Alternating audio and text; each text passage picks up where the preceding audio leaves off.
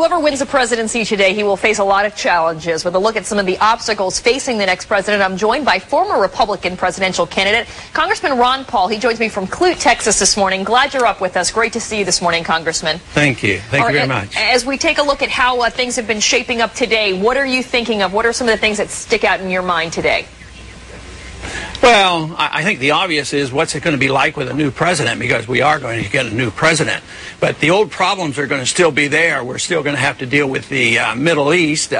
We have a policy now where we're going into Syria, we're going into Pakistan, we threaten Iran, we have bad conditions in Afghanistan and Iraq. So those problems are getting bigger by the day. And also the financial situation is, both candidates have supported the same old policy of pumping in $5 trillion worth of new money, trying to prop up all the mistakes made over the last 20 or 30 years. So the American people have a lot to think about, and we do have a lot of concerns. Let's hope things improve. But right now, I don't see any significant change in policy on the horizon. Do you think that there's a lot of promises that have to be made during an election cycle, that once either gentleman finally gets to the Oval Office, perhaps a lot of the things that have been promised aren't necessarily going to be realistic to happen in this current environment? I think that happens just about all the time. Have you noticed that neither candidate has talked about balancing the budget, but they sure have promised a lot of spending. No, nothing to be cut. Spending is going to continue. And if deficits do matter, which I happen to believe, I mean, how can we expect any changes? Government is going to get bigger, more intrusive in our private life. The foreign policy is going to remain the same. We're going to be the policeman of the world.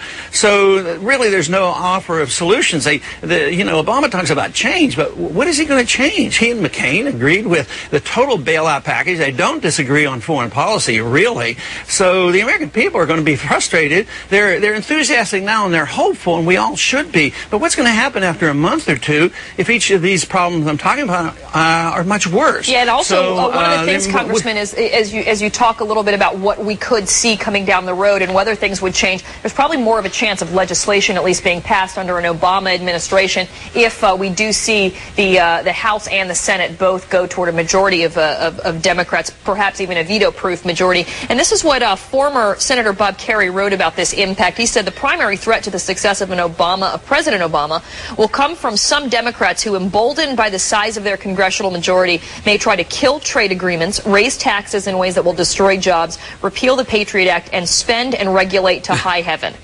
Could a single-party rule actually be more detrimental to the country? Oh, I don't think there's any doubt about it. I think that's one of the strongest arguments for voting for McCain.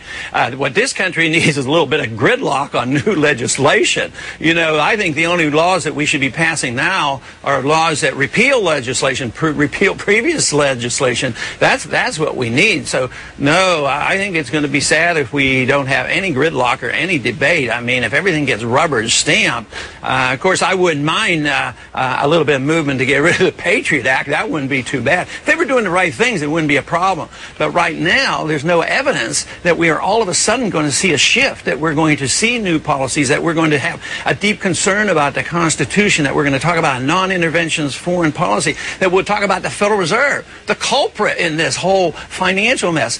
Nobody's talking about that. So, yes, I think if we rubber stamp and see no gridlock and one-party power, I think it's very bad for our country.